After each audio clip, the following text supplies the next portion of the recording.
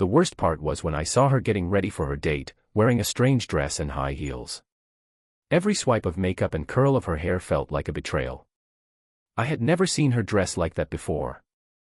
This change was for Carl Phillips, not for me, her husband, her boss. It made me feel a mix of betrayal, jealousy, and rage. While I was busting my ass taking care of our family, she was trying to look good for some guy outside of our marriage. It was also confusing. Our marriage had been nothing but perfect until now. Amanda has always been caring and affectionate, never giving me a reason to doubt her loyalty. We've been together for 20 years and built a strong foundation of trust. I never thought she would cheat on me. But then Carl Phillips, the boss at her law firm, started paying her a little too much attention at a work dinner. He even gave me a smirk after dancing with my wife, which set off alarm bells in my head. When I confronted Amanda about it, her defense of him only made me more suspicious. Suddenly, all those late nights at work and missed lunches started to make sense. The more I thought about it, the more pissed off I got. Amanda was Carl's personal assistant at a fancy law firm where he was the big shot managing partner. Carl was all about flaunting his success with his fancy cars, expensive bling, and his new young wife Wendy, who he went after right after divorcing his wife of 20 years. He was always making fun of people, like that one time at a party. He talked shit about my job even though all I do is sell screws and stuff to big stores. It may not be glamorous, but it pays me over $200,000 a year, which lets me take care of my family. We can afford to send Jane to college and live comfortably in a nice community with good friends.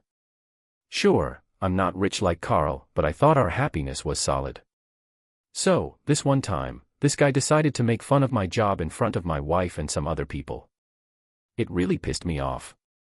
His cockiness got on my nerves, but what really got me was Amanda defending him, even though she saw how embarrassed I was. "Hey John, how's the nut and bolt business treating you? I bet you deal with a lot of screw-ups," Carl joked. "Must be a blast working at Home Depot every day," Amanda added with a chuckle. Their mocking just made me even more angry, so I just walked away without saying anything. Credit to Amanda, though, she reached out to me later to ask what was up with my sudden departure. After I complained, she tried to make it seem like it wasn't a big deal. "He's just messing around, don't take it too seriously. Come back with me, he's actually a great guy." She convinced me to stay for dinner even though I didn't want to. I ended up staying for the rest of the night, trying to ignore my anxiety. I'm thinking about that moment now, realizing I may have missed some red flags. Despite my confidence and determination not to be fooled, I ignored my intuition. I now understand Carl's interest in. Everyone saw him as the ultimate alpha male, strong, good-looking, and rich. Everyone was drawn to Amanda as his trusted sidekick, which only made him more appealing. Having a younger, hotter wife didn't faze him at all. To a guy like Carl, snagging another man's wife was just another victory. Over the next week, I decided to investigate my suspicions. I set up 6 audio recorders and 5 video cameras to kick off my plan. I snuck in the first camera without anyone knowing. So, in the bedroom, there's a smoke detector that's been strategically placed, and we've got a bunch more of them spread out all over the house. They're top-notch, with cool stuff like live streaming, 8 recording channels, and wireless connection to a computer up in the attic. You can access it all from your phone with an app. Plus, we've got audio equipment for even more surveillance, one hidden behind a pen near the kitchen phone, and another tucked away somewhere sneaky. I stashed the rest of the recording devices in her car, 3 of them I put in her favorite purses, and the rest were hidden behind her bed. With all that set up, I figured I'd be able to record like 90% of her conversations and movements at home. I was worried about the upcoming week when I had to go out on sales calls, but I still went ahead with my plans. Amanda was being all sweet and loving, just like she always is before I stay overnight. Her hugs, kisses, and kind words made me feel secure in our relationship.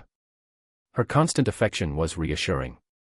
Man, our relationship is something special that always gets me pumped up. We had an awesome night together before I took off, and it just made our connection even stronger.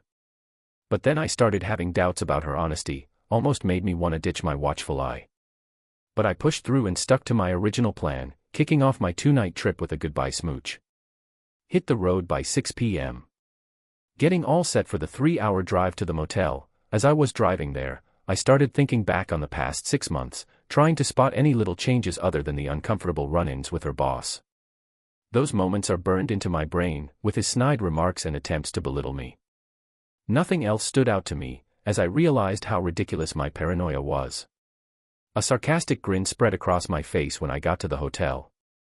I swiftly checked into my room and settled onto the luxurious king-size bed with my laptop in hand, going over some work stuff. So, I was just chilling, checking my emails on my computer in the attic from afar. I was getting ready to check out some footage from the past 3 hours, not really expecting to find anything major. I just wanted to see how well the remote access was working, so I tried speeding up the video playback to 3 times the normal speed. As I was scrolling through, I saw my wife pop up in our bedroom, so I slowed it back down to normal speed. I was really enjoying watching my gorgeous wife chatting on the phone. But then, out of nowhere, I hear her talking to Carl on the phone an hour after I had left. Caught me completely off guard, man. The video showed her talking and I was really paying attention, feeling uneasy about what I was hearing. She was chatting with Carl, saying things like, "Hello my love, he's gone and I'm alone again." She was asking him to keep her company for 2 nights, but she was worried about her husband finding out. He asked her to spend the night with him and she was all for it. She was looking forward to waking up next to him. She asked what time he would arrive and said she would see him soon. She told him she admired him. I was just sitting there, completely shocked.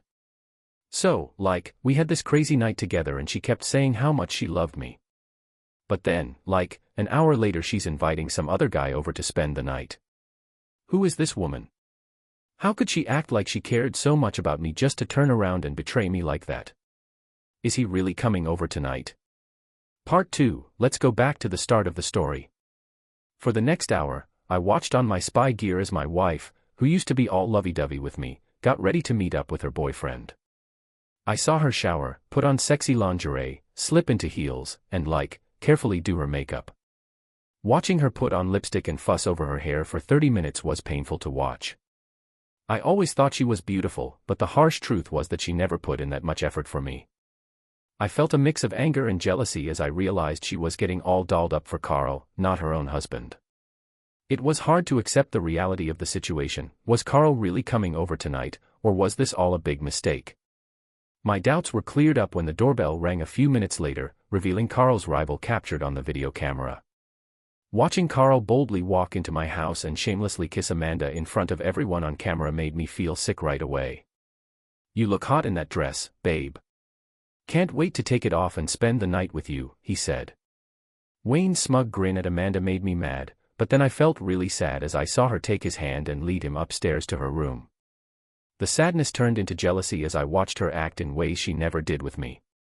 Man, I was feeling so much hate and anger after puking for the second time into the trash can. I ended up spending the next hour just watching and listening to their conversations. I felt like my marriage was totally screwed and I should have just walked away. But man, their chatting was the worst part of that terrible night. As they were all cuddled up, Ashley brought up the fact that the little cook is gone for a few nights. She was like, "Great, you're all mine for the next 2 days." And then she said, "I'm so excited for you to stay the night, baby. I've been wanting to wake up next to you. Hey, I've been into you for a while now. I love being with you, Carl. Yes, I can't wait to have you again and again all night long. It's like all my stress just disappears. You're so sweet, Carl. I really love you and think you're a great guy. So why are you letting me share your bed? You're the most amazing man I know, and I appreciate everything you do for me. But we're both married, so let's just enjoy the time we have together. It makes sense, right? I love everything about you too. You show me more love and affection than my wife or any other woman I've ever known. I just adore you. Man, Amanda, you really hurt me with all this. It hurts so much to know that the love he talked about was supposed to be just for me. Now I realize she's sharing her love with another guy. I just kept watching as they hugged, kissed, and talked. Does your husband who's into cuckolding satisfy you as much as mine satisfies me, Amanda? He's a great lover, but he's not like you. You do things to me that I can't even put into words. I just sat there, feeling so sad and hurt, with a deep sense of loss weighing me down. With a heavy heart, I closed the computer, unable to face the betrayal that was happening. Man, I was just trying to chill in my own bed, even though I hadn't slept for hours and was dealing with some serious anger issues. I knew I was in for a rough time when I got home. It was gonna be full of pain and payback. But when I walked in, everything seemed normal. It was all love and respect, like nothing had even happened. Amanda welcomed me warmly, with a big hug and lots of kisses, acting like everything was cool while I was away. But instead of feeling love towards her like I always had, I couldn't stand her touch. Her tenderness freaked me out, man.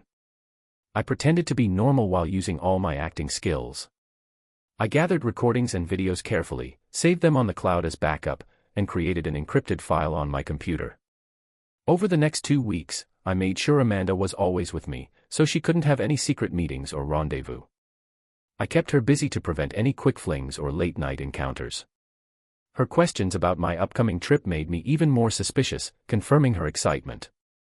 You know, one morning I was sneaking around and overheard her talking while she was heading to work. She basically confirmed what I already suspected: Windsor's wimpy hubby is out of town again. I dunno when I'll find out for sure, but it's gotta be soon. So armed with this info, I planned a little one-night getaway to make sure he'd come visit while I was gone. The plan started to come together that night while we were watching TV. My cheatin' wife casually asked me, "Hey honey, when's your next trip?" I had to hold back my anger and just played it off with a joke. "Hey babe, are you trying to ditch me? Do you have a side piece coming over while I'm not around?" She just shrugged it off, no guilt whatsoever. "Don't be ridiculous, I love having you around the house. I was hoping you wouldn't have to travel as much." "Oh, sorry babe, the job still requires it." "Yeah, next Tuesday I have a quick trip planned and I'll be back on Wednesday." She said with certainty, "I hate it when you leave. I hope you didn't have to travel like that. I miss you so much when you're not here." About that time, she hugged me, kissed me like there was no tomorrow, and showed me so much love that my heart was racing. But then I found out she was showing the same affection to another guy, and it made me furious. I pretended like everything was cool, but deep down I was seething. I knew that the next week would be when I put my plan into action. On Tuesday, I got ready for my trip and Amanda and I talked about our last night together. After tonight, there would be no more us. As I was getting ready to leave that evening, she gave me a sweet kiss and I couldn't help but wonder if she knew. The look of sadness in my eyes as I saw her for the last time, her expression changing quickly and me not knowing what she was thinking. Instead of going out of town, I went back to my office, parked my car, and went back to my desk to work late. It wasn't unusual for me to work late, and the few co-workers there didn't question my return. Around 7:30, the video camera turned on as Carl entered my house and shared another kiss with my soon-to-be ex-wife. It was showtime. I used my phone app to mute the camera and placed it away. I left my phone in my desk to make sure no one could track me with GPS when I sneaked out of the office. I grabbed my electric bike from the trunk of my car, which can go up to 30 miles per hour and travel 50 miles on a single charge. I put on a black hoodie and carefully rode the 12 miles back home. The bike was designed to be stealthy, so I was able to get home unnoticed in just 20 minutes. I hid the bike at the back of the house and went in through the large rear entrance. I slid the door open real sneaky-like, making sure they didn't know I was there. I listened in on the noises coming from the bedroom. They were really getting into it and didn't give a damn about me coming back. Once I knew they were occupied, I grabbed the short shotgun and aluminum bat I had stashed in the closet. I crept into the bedroom, positioning the shotgun by the wall just outside. I held onto the bat tight as I quietly turned the doorknob and entered the softly lit room. Even with all their noisy lovemaking, they had no clue I was there. As I crept up to the bed, I saw him laying there, getting it on with my wife like there was no tomorrow. Without thinking twice, I smacked him hard on the side of his head with something metal, making a loud thud. I quickly grabbed the shotgun and turned on the lights, cutting through the noise of their little party. As the dude dropped to the floor, Amanda woke up in a panic, looking at me with fear in her eyes and screaming, "No, God, please, this can't be happening, why? Hey, what the hell are you doing here? You're supposed to be gone, you disgusting jerk. Maybe the real question is why you're in our bed with another guy. Just shut up and listen." The intruder was now half conscious, slumped against the wall with blood coming from a 6-inch wound caused by a metal bat. I watched as he slowly came to, his eyes meeting mine with anger and disbelief. Damn, that hurt. Why are you doing this, man? He grumbled, rubbing his head. Are you kidding me? You really think I wouldn't react if you slept with my wife in our bed? I replied, annoyed. My voice was pissed. What's your plan? He asked, fear clear in his eyes as he pointed the gun I had at him. Scared, big guy. Scared this thug will hurt you. I know you've been messing around behind my back, and tonight I'm gonna get my revenge. I'm gonna kill you, Carl. You're gonna die today. I spat out with disgust, every word dripping with contempt. Everything you've built will be gone. Hope it was worth it, dude. If you kill me, you'll spend the rest of your life. Life in jail. He was desperate, you could hear it in his voice. Screw it, we're all gonna die today. I mocked them, loving how scared they were even though I had no intention of hurting anyone. I enjoyed watching them squirm, so I kept playing along and made the tension even higher. Amanda broke down, crying and begging me not to do anything stupid. Baby, please don't do this, I love you, she said. Put down the rifle and let's talk about this. She pleaded, her voice trembling with fear. But with a wicked grin, I aimed the rifle at her and told her to shut up. Hey, you cheating scumbag. This is all happening because you couldn't keep it in your pants. You're the one to blame for whatever goes down tonight. Look at your buddy Wuzzy, he just peed himself. You look like a little boy, not a real man. Do you need diapers or something? I went off on them, showing them I was crazy and unpredictable. It was a tactic to keep them on their toes, make them think they needed to call me to survive. The special shelves in the shotgun had a mix of 25% salt, 75% rice, and capsicum. Pepper sprays are usually used in situations like this. I didn't want to kill anyone, just wanted to scare the hell out of that gross guy. I didn't want to end up in jail for murder, I just wanted them to never forget what happened. After recovering from the punch, Big Carl tried to attack me but I was ready for it. I took a step back and shot a bullet between his legs, making a loud bang. He was screaming so loud, I couldn't hear anything else. The pepper spray cloud was so thick, he couldn't see or breathe properly and it felt like he was suffocating. The burning pain was intense, I've never seen him in so much agony. I was shocked by the damage the explosion did to his private parts. Even though it wasn't a deadly missile, it still tore through his skin and caused a lot of pain and bleeding. I tried to get his attention by giving him a good kick. I insulted both him and my future ex-partner. Hey ex, you better listen up you lowlife. And to my cheating wife, I'm leaving soon and you better rush this pathetic excuse for a man to the ER before he bleeds out. Don't call 911, just take him in your car. Keep this whole thing between us and act like I had no clue about your affair. If anyone tries to drag me into this or mention that I knew about your cheating, I'll share all the evidence I've collected with Asheville's wife and yours. Hey, so listen up. The guys at the firm are gonna get a little surprise soon. I'm gonna send a link to a website with some pretty damaging stuff that's gonna get passed around to everyone you know.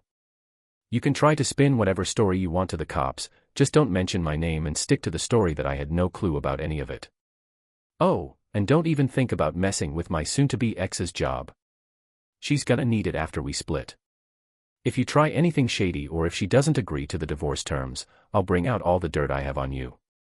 Yo, when shit hits the fan, ain't nobody gonna get special treatment. I'll call out everyone, even myself if I have to. You two messed with me and now it's payback time. Get him to the hospital before he dies. Remember my conditions. I left the same way I came in, making sure the door was secure before I bounced. I packed up the bat and gun in a bag and threw it over my shoulder. I snuck out of there quietly and unnoticed. Rode my bike back to the office and got rid of the bat and gun in different spots. Yo, I left the river and got rid of the surgical gloves I had on. When I got back to my office, I sneaked the bike into my car and was back at work by 9 o'clock. I said bye to a few of the 8 employees who were still there working late. My car looked like it never left the parking lot and I was at my desk all night. If anyone tried to accuse me, it would just be their word against mine with no proof. When I got home today, chaos had erupted. So, Carl had surgery to replace his messed up junk. A bunch of surgeons had to work real hard to make it look halfway decent again, even though it was only a fraction of the size it used to be. He ended up with 18 stitches on his bald head from the concussion he got during the whole ordeal. He said the last thing he remembered was heading to his assistant's house with some papers, then suddenly waking up in the hospital. He swears he doesn't remember seeing anyone or getting hit. Man, he was in a pretty serious situation. Amanda knew it was best to keep her mouth shut and didn't say anything, feeling upset about what happened. She understood that I had control over him and his career. All she could say was that she heard the gunshot and found Carl hurt outside, so she took him to the hospital instead of waiting for an ambulance. Neither of them could explain why Carl was found naked, and even though they stuck to their stories, Carl's wife wasn't buying it and could ruin his future. I spent the afternoon taking apart the surveillance cameras, sending the data to a secret cloud server and getting rid of any proof that could connect me to their affair was now securely saved in the cloud, out of anyone's reach. Amanda walked into the living room around 6 p.m. and caught me sitting with a bottle of my best whiskey. I stayed silent as she sat in front of me on the couch, seeing her like that shattered her heart. I couldn't help but feel a twinge of sympathy as tears rolled down her cheeks. She started talking, her voice shaky with emotion. "John, I appreciate. Man, what you saw was terrible, but you gotta believe me when I say I wasn't in love with him. I remember how it seemed when I said it, it must have hurt. Even when I was with him, my mind was on you. I was talking to you in my head, every move I made was for you, babe. When you were away, the loneliness was unbearable." Carl provided some temporary relief. "Please, you gotta trust me."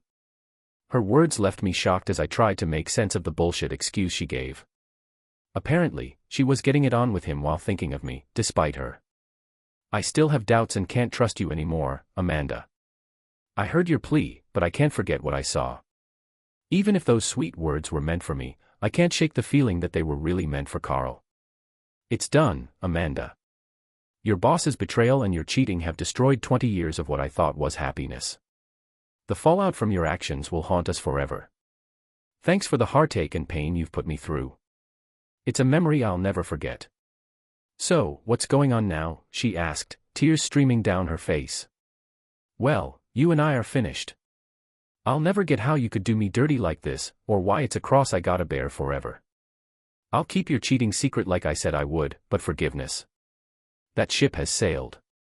Janet and your folks won't know what kind of snake they've got in the grass. You can explain to them why we're splitting up, but don't try to paint me as the bad guy. Trust me, it won't end well. I'll make sure everyone knows the truth about you.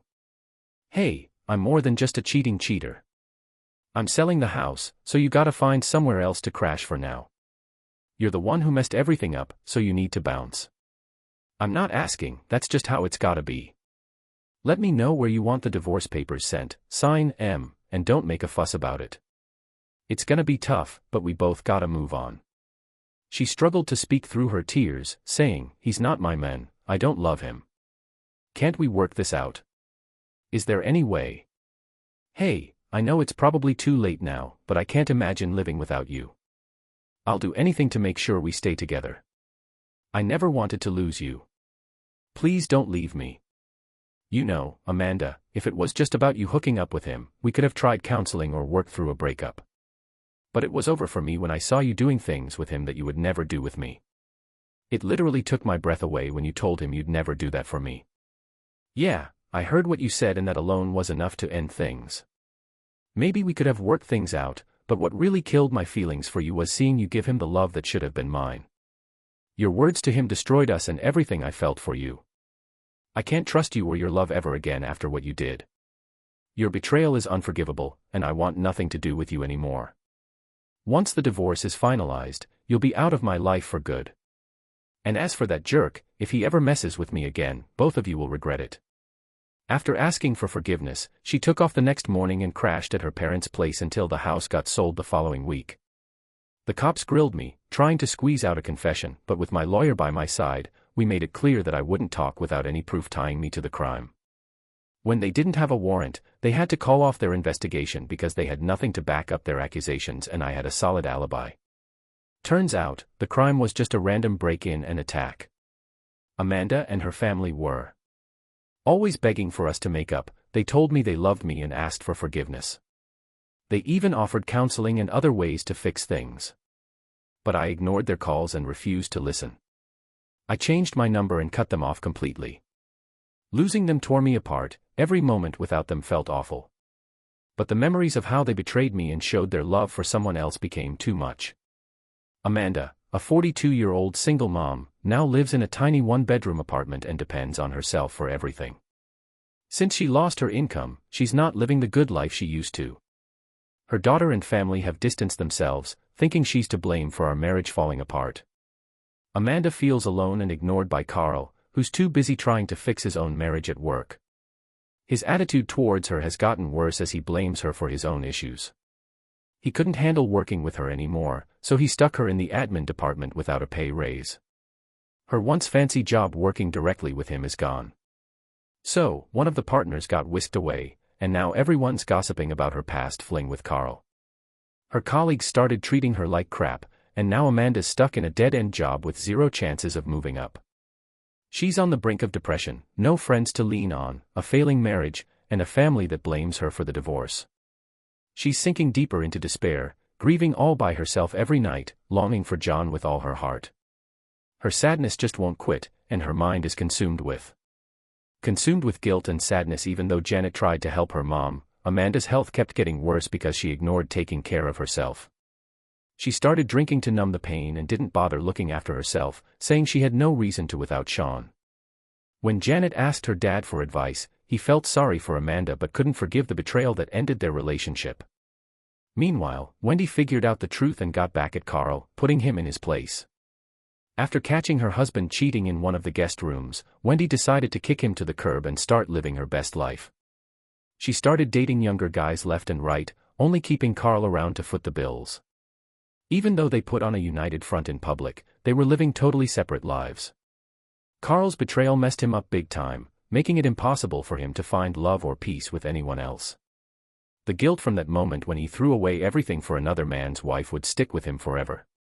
Despite him hating me like crazy, everything was cool for a few months. But then shit hit the fan. After a night out with my work buddies, I got jumped outside a club and got my ass beat real bad before my friends stepped in. The assholes ran off before the cops showed up, leaving me in the hospital with broken ribs and 20 stitches. It was obvious they were out to kill me, and if it wasn't for my friends saving my ass, I would have been screwed. Carl almost took me out, man. I saw it coming, so I wasn't shocked. After 6 weeks of healing, I finally had enough and decided to confront Carl. I called up his office and asked to speak with Mr. Phillips. The secretary told me he was in a meeting, so I left a message for him to meet me at the French deli across the street at 1 p.m. So, this Friday, I told her that I don't make appointments for Mr. Phillips. She just said to pass on the message. Write it down, 1 p.m. on Friday at the French deli. John will be there alone. Just give him the note and he'll get it. Thanks. I finished part 4 on Friday during lunch. I was sitting at a table with a good view of the entrance, watching Carl walk into the French deli by himself. He locked eyes with me as he came over to the table and sat down. I made sure to sound forceful when I asked him, "What do you want?" He spat at me, but I ignored his anger. "And hey, thanks for showing up today. Your crew did a good job on me, but they didn't quite wrap it up.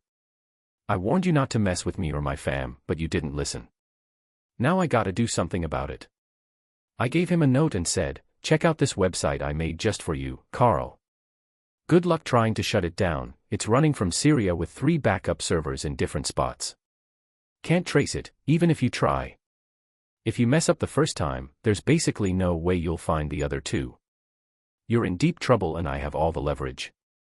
Here's the website address, check it out when you're back in the office."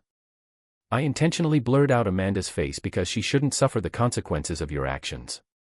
She's been through enough already. After you look at the website, think about how your co-workers at the firm will see what you've been up to, how your wife will react, and the effect on your kids, friends, and everyone else. Hey, if my family finds out about the incriminating footage I have, I'll make sure it's all over TV with your details, Carl.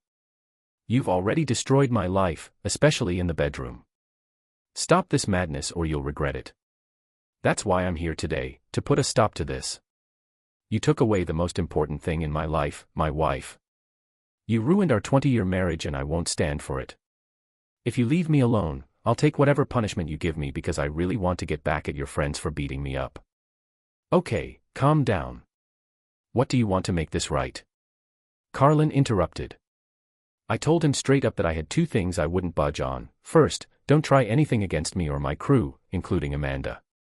And second, you gotta put $1 million in this account by Friday close of business. If the money ain't there, I'm giving you until Friday at 9 p.m. to do the right thing. I know how much money you have and what I could potentially get from you legally, so take this small request as a sign of good faith. How can I trust that you won't screw me over anyway, Carl? I asked you nicely, do you want my word? You'll just have to trust me on that. But let me make it clear, if you don't follow through, this website will definitely blow up by Saturday morning. Oh, and by the way, do you have any idea how I found out about your affair with my wife? I paused, letting the suspense build. There's a question hanging in the air, I was curious about that. Carl admitted it was at your last company dinner. I saw that smug smirk on your face after dancing with my wife. Your arrogant grin set off alarm bells, so I decided to investigate further into your affair and ultimately seal your fate. You were one of the most conceited people I've ever met, and I hope you suffer the consequences for the rest of your days for what you did to my once happy marriage. In the end, the funds were transferred and we went ahead with the sale. Carl and I split our stuff when we split up. Amanda got enough money to be chill as long as she kept working or found someone else. Carl hooked her up with a job, but they kept it strictly business. Amanda never got hitched again, hardly dated, and carried the guilt of screwing up our marriage.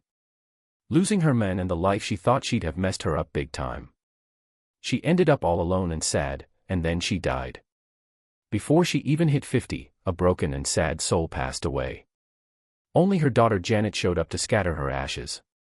Meanwhile, I kept working for a bit longer before retiring to a peaceful seaside town.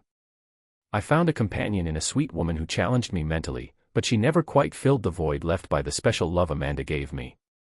We never talked again, and I only knew about her through Janet, who I really cared about. We talked every day. Janet and I were really close, but she never really talked about her mom because she knew it still hurt me. When Amanda died, it was kind of like closure for me, but it also reminded me of all the pain I still carry. Thanks for listening to my story today. If you liked it, please give it a like and subscribe if you haven't already. And if you have a story to share about yourself or someone else, feel free to reach out. Take care.